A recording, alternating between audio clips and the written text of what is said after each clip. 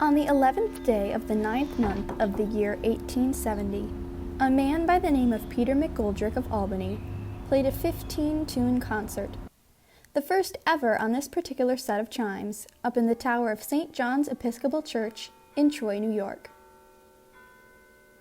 Many of you may be wondering what exactly a chime is. A chime is the official description of a set of bells like the ones we have here at St. John's. Chime usually describes a set of 8 or more bells, sets of 10 being very popular. These sets included a full octave plus one note above, and a lowered leading tone, sometimes including an 11th tone, a raised subdominant. Though not too much information is known about this first chime set, we do know that it posed numerous problems.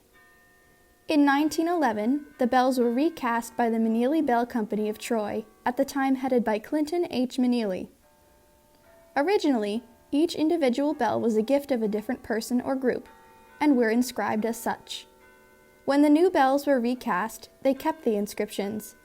Represented by the corresponding handles on the chime stand, we have bells gifted by Judge Mann, Miss Sarah B. Tibbetts, Sunday School, Elizabeth Germain, Isabel and Walter Cox in memory of their brothers and sisters, William A. Thompson in memory of Clarkson Crosby Thompson, Norman B. Squires in memory of Mary W., Norman H., and Jeannie S. Squires, Mary Kate Young and Jeannie M. Sims, Julia Louise Babcock, Fanny Southwick Tillinghast, Alice Griffith Tillinghast, and the infant class of 1870.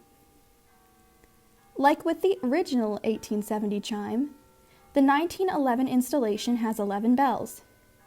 They are in the musical key of D major. The lowest bell, also known as the tenor bell, is D, followed by E, F sharp, G, G sharp, A, B, C, C sharp, D, and E. Due to the fact that the actual bells cannot be really seen by the public, people often misjudge their size. The largest bell, D, weighs approximately the same as a mid-sized car, at a hefty 3,634 pounds, and has a diameter of nearly 5 feet. The smallest bell, however, only weighs about 350 pounds, with a diameter of 2 feet. 10 out of the 11 bells are mounted in a square arrangement bolted to a massive wood frame. The tenor bell, however, is mounted above the others on its own, so that it has the ability to swing. The chime is played from a large wooden keyboard of sorts, known as the chime stand. This chime stand holds 11 keys that are shaped like long wooden handles. When one of these handles is pressed down, it activates a mechanism comprised of leather belts, 25-foot-long wooden rods, chains, pulleys, large heavy counterweights, lengths of wire, and ultimately hammers with heads of a bronze alloy that is a bit softer than the inside of the bells. This process can be quite noisy from within the tower, but it does not hinder the sounds outside, where the bells are best heard. The tenor bell is special, though, because it has not only one way of being played, but 3. The first is the one I just explained, the second being a tolling hammer, a flatter and harder head that strikes the outside of the bell, as opposed to the inside where the hammers typically hit, which is controlled by a rope that has recently been restored to the left of the chime stand. The third way is by another rope in the northeast corner of the tower. As mentioned previously, the tenor bell is mounted in such a manner that has the ability to swing, and this is the way that would be done. However, swinging this bell is no small feat. The rope needs to be pulled down with enough force for a 3,500-pound bell to swing quickly against a clapper in order to ring out. It often would take multiple apprentice chimers jumping from the stairs to the second level of the tower in order to get a sound out of that bell, so naturally, we don't use that method much.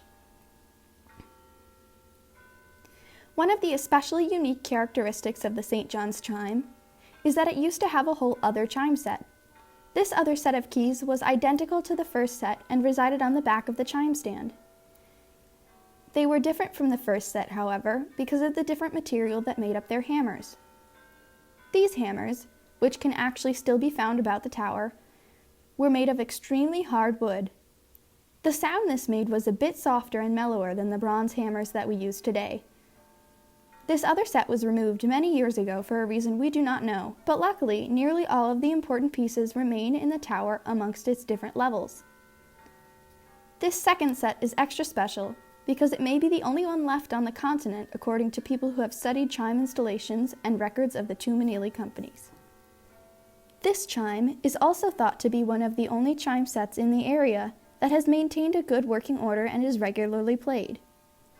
Additionally, our set of chimes was never electrified like many others, meaning that they still are played in the way they were originally intended, manually. So no matter how stuffy and hot it can get up in the tower mid-July, nor how freezing it is in the winter that gloves are advised, someone goes up and plays them by hand. Up until 1922, St. John's hired a professional chimer, but ever since, members of the parish have played the chime regularly. In fact, many of these people have signed the infamous window casing above the tower entrance. The church's current chimers include Andy Mace, who has been climbing the stairs into the tower for the last several decades, and me, Lydia Smith, now in my 7th year of chiming.